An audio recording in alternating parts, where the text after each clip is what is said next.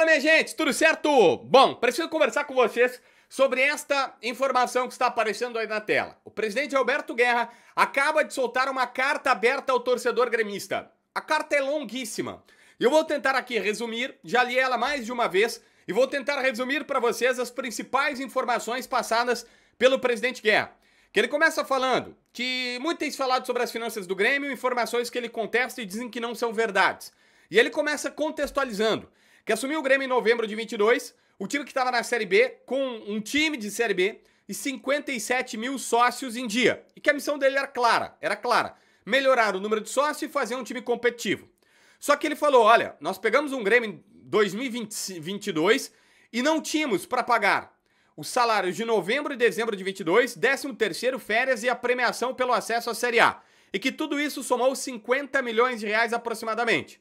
A única maneira de pagar essa conta foi pegar um empréstimo de 50 milhões no banco que o Grêmio fez. Só que ele falou, chegou janeiro de 23, e agora, o que faz?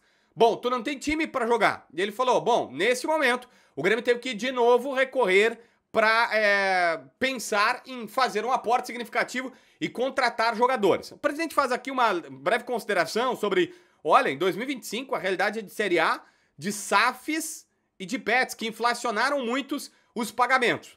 E aí ele fala, a dívida deixada por essa administração é de 220 milhões, ou seja, ele aumentou a dívida em 220 milhões, somados dá um valor maior.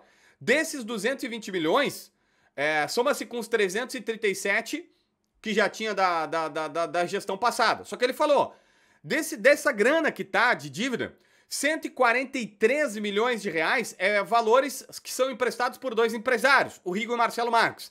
E ele explica, 63 milhões de um dos empresários vai ser pago em 63 anos, sem juros e com parcela de 1 milhão mensais.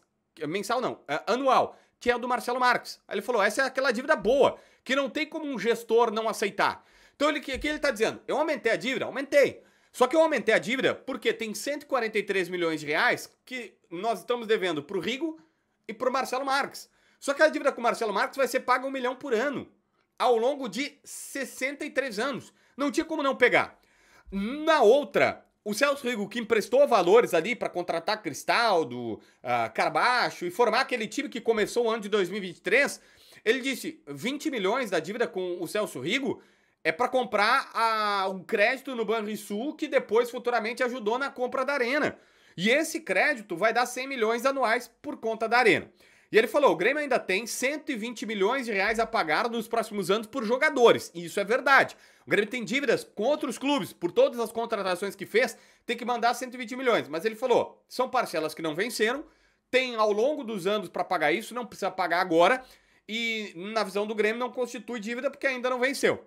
Só que ele falou, para ter ideia, o Grêmio tem ativo. O Grêmio tem jogador que se quiser vende e paga todas essas contas. E aí lembrou, teve proposta pelo Gabriel Meck de 15 milhões de euros, Gustavo Martins de 5 milhões de euros, Cristaldo 6 milhões de euros, Alisson 8 milhões de euros, Wagner Leonardo 7 milhões de dólares. E ele decidiu não vender esses jogadores justamente pensando que vamos fazer um ciclo vitorioso, vamos fazer um ciclo de vitória. Mas detalhe, o presidente está confirmando várias dessas informações de propostas que nós dissemos que chegaram e aí o clube deve se manifestar, mas que agora vem à tona do presidente. Eu adoro quando acontece isso. E ele falou, reconhecemos que a fotografia momentânea não é a que gostaríamos, mas o filme é melhor. E ele falou, se a questão for meramente financeira, é só vender esses atletas e ainda tem. E aí cita, Monsalve, Aravena, Arezzo, Vidiaçante, o Arezzo está emprestado, né? É do Grêmio ainda, é um ativo. Luiz Eduardo, Thiaguinho, Riquelme, Noriega, todos esses jogadores também se recebeu sondagem sem proposta oficial. Além de consultas por Arthur, William, Carlos Vinícius e tudo mais. E ele falou, olha só, lembramos que parte das contratações e do endividamento, né, que existe aí de 120 milhões, da última janela, foram decididas com o então candidato daquele ano, daquele momento, que era o Marcelo Marques, que queria que o time iniciasse mais forte. O Marcelo queria que o Grêmio chegasse na Libertadores e eles não conseguiram. E aí ele falou, e também isso aconteceu porque esse ano teve 12 cirurgias traumáticas. Ombro, tornozelo, joelho, tendão de Aquiles. Quando o número normal é de 0, 1 ou no máximo 2. E ele falou, ainda assim, nós fizemos tudo isso sem antecipar valores que poderiam ser feitos lá atrás da Alfa, que agora até deu pocheca, né? E 50 anos dos direitos de televisão, dos 10% dos direitos de televisão, o Inter fez, o Grêmio não. E aí ele tá lembrando, olha, a dívida tá aumentando, ela aumentou de fato, mas eu não fiz esses acordos aqui que poderiam ser ruins.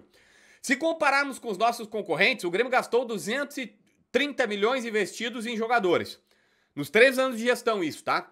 Só que Vasco, Botafogo, Flamengo, Bahia, Fluminense, Atlético Mineiro, Cruzeiro, Palmeiras, Corinthians investiram mais do que isso do que o Grêmio.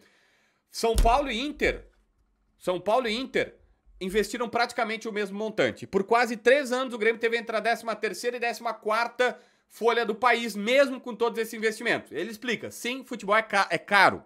E lembra dos 57 mil sócios? O presidente diz, pulamos para 118 mil no final de 23, mais de 120 mil sócios em abril de 24, e a enchente afetou bastante, mas o Grêmio ainda conta com 103 mil sócios em dia, ou seja, duplicando a arrecadação com o quadro social. E aqui vem uma pancada monstra do presidente Guerra, que diz o seguinte: gostaria de expressar a todos os torcedores e sócios que observem quem são os fornecedores da informação.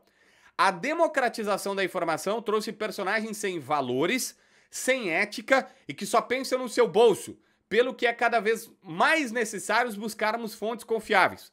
Do contrário, o cornetinha recalcado, os filhos de chocadeiras e os irmãos metralhas, que fazem às vezes de jornalistas, empresários de jogador e assessor de imprensa de movimento político, vão continuar trazendo desinformação, causando tumulto na vida do clube e daqueles que trabalham seriamente pela instituição. Caraca, eu só posso ver isso. Meu Deus do céu para esse parágrafo. E ele finaliza: posso assegurar a todos vocês que entregaremos um clube melhor, com um elenco qualificado, para começar o ano de 2026, cujo Campeonato Brasileiro já se inicia em janeiro. Nota fortíssima do presidente Alberto Guerra, e é uma carta aberta ao torcedor gremista. O que você acha disso tudo? Inscreve no canal, assina a notificação, deixa teu like, comenta aqui embaixo para ver mais vídeos.